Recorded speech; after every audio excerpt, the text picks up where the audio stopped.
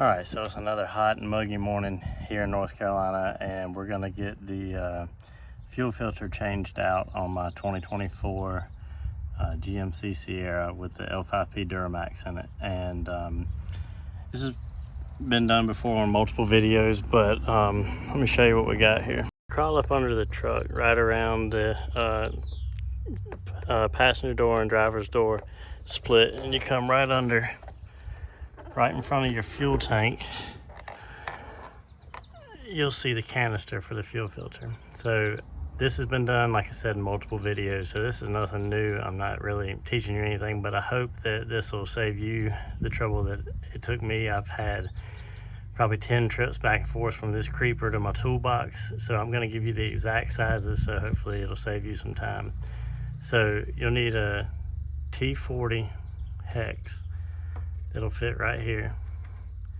That'll allow you to pull this drain out and drain your fuel that's already in your canister. And then from there, once it's drained, this is the part I had a hard time finding, but luckily I had one in stock.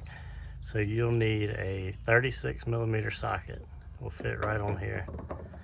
That'll allow you to spin off this plastic housing and access your filter.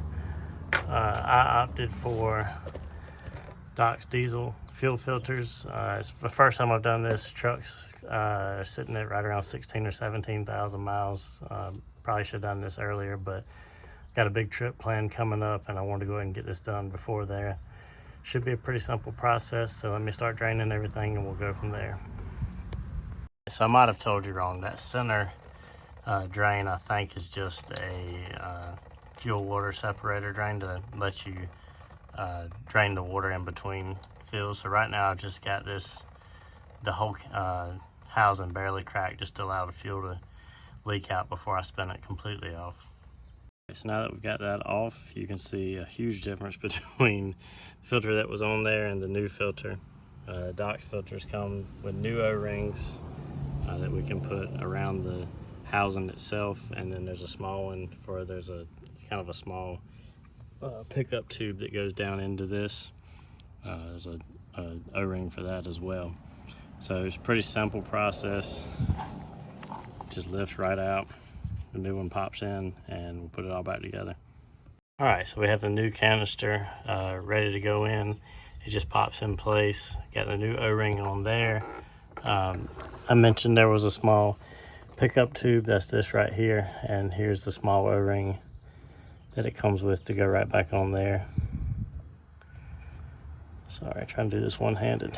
All right, and then it's just as simple as putting it right back on there and screwing it in, and then we'll go to the top side. All right, we got everything back together underneath the truck. Honestly, this has been, out of all the diesels I've owned, I had a 02 LB7 Duramax, I had a 2019 F250, which has two filters, one under the hood and one underneath the truck. This has been the easiest fuel filter change. I mean, altogether, I'd say 5 minutes or less. It took me longer to round up the tools I needed than to actually do the filter change. So hopefully this video helps you.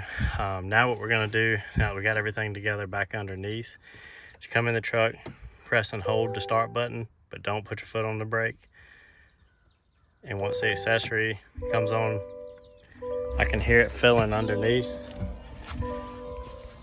You can hear it pumping fuel maybe. All right, so now that everything's back together underneath, this was honestly the easiest fuel filter change out of all the diesels I've owned. I had a 02 LB7 Duramax, which was nice under the hood to access, but you had to prime the pump on that and bleed it, and had a 2019 F250, which is two filters, one under the hood, one under the truck. This one, it took me longer to round up the tools I needed than to actually change the filter. I'd say 5 minutes or less total.